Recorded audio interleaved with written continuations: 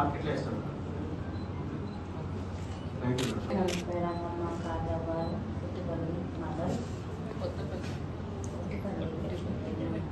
కొట్టిపల్లి మండల్ కాద్రాబాద్. నా పేరు రంగమ్మ. మండల్ మల్లిని 1,48,000 రుణమాఫీ అయింది. 3 ఎకరాలు ఉంటుంది. కొడుకు ఒక 10 ఎకరాలు తీసుకుంటాము. నాటు వేసినాము. వరి పంట వేసినాము. ఒక 10 ఎకరాలు, ఒక 3 ఎకరాలు పత్తి పెట్టినాము. ధన్యవాదాలు.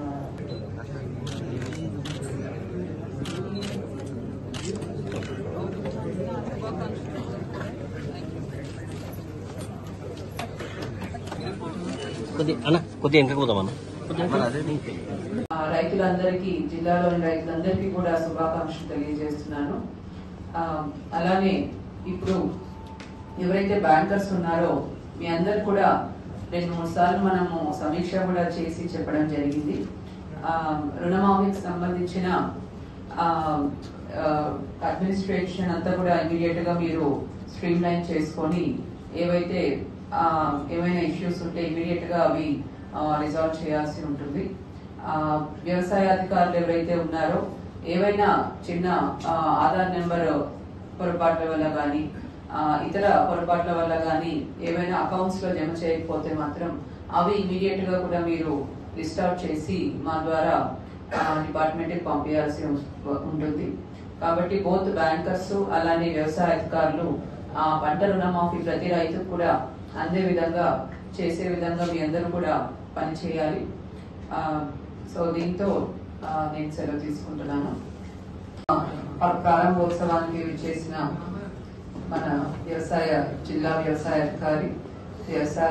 అధికారులు, ప్రతి మండలం నుంచి విచ్చేసిన రైతులు మరియు బ్యాంకర్లు, అలానే వివిధ డిపార్ట్మెంట్స్, కోఆపరేటివ్ డిపార్ట్మెంట్ అధికారులు, మీడియా మిత్రులు అందరికి కూడా నమస్కారం.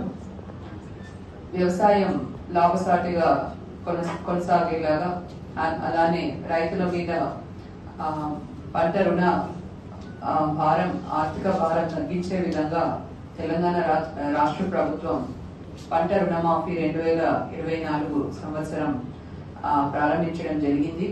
జూలై 18వ తారీఖున మొత్తం కూడా మన జిల్లాలో 51 పైచిలుకు వేల లోన్ అకౌంట్స్ లో మొత్తం కూడా 279 పైచిలుకు కోట్లు లోన్ అకౌంట్స్ లో జమ చేయడం జరిగింది.